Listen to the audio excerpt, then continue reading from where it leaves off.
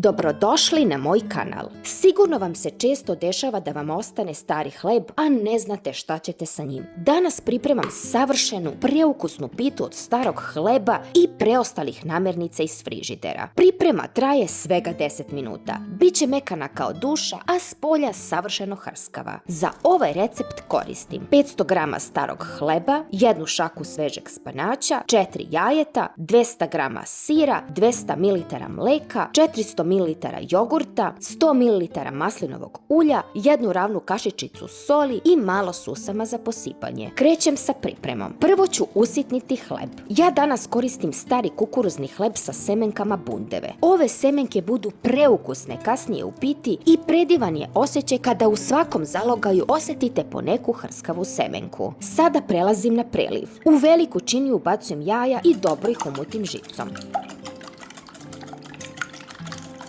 Zatim dodajem maslinovo ulje, pa ponovo umutim da se poveže. Sljedeći je jogurt, pa mleko i svaki put kratko promešam.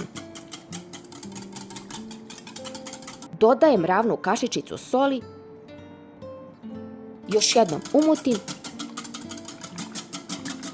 i na samom kraju ubacujem seckani spanać. Da sam danas u frižideru imala malo praziluka ili paprike, obavezno bi ih dodala jer bi to još više obogatilo pitu. Vi slobodno dodajte šta god od povrća trenutno imate kod kuće. Sve lepo sjedinim i moj bogat preliv je spreman.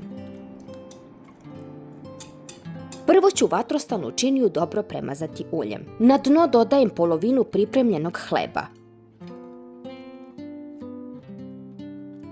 Preko stavljam polovinu izmrvljenog sira. Ja sam u frižideru imala pomalo od 2 vrste sira, pa sam iskoristila oba. Bilo je tu oko 130 g zrelog i 70 g mladog sira. Sve to zalijem jednim delom smese.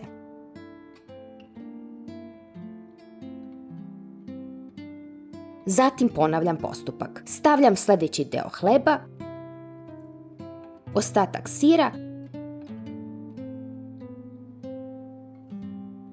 i još malo smese. Na samom kraju rasporedim preostali hleb i sve bogato prelijem ostatkom smese. Sada uzimam viljušku i lagano utisnem hleb odozgo. Ovo radim da bi se svaki delić hleba savršeno natopio i postao sočan. Za kraj sve bogato posipam susamom. Pitu pečem u prethodno zagrejanoj reni na 200 stepeni oko 30 do 40 minuta dok ne dobije predivnu zlatnu koricu. I moja pita je gotova. Ne možete da verujete kako predivno miriše cela kuhinja. Jedva čekam da je probam i pojedem dok je još topla. Ako vam se dopao ovaj video, obavezno ga lajkujte. Ostavite komentar i zapratite moj kanal za još brzih i jednostavnih recepata. Prijetno i vidimo se u sljedećem videu.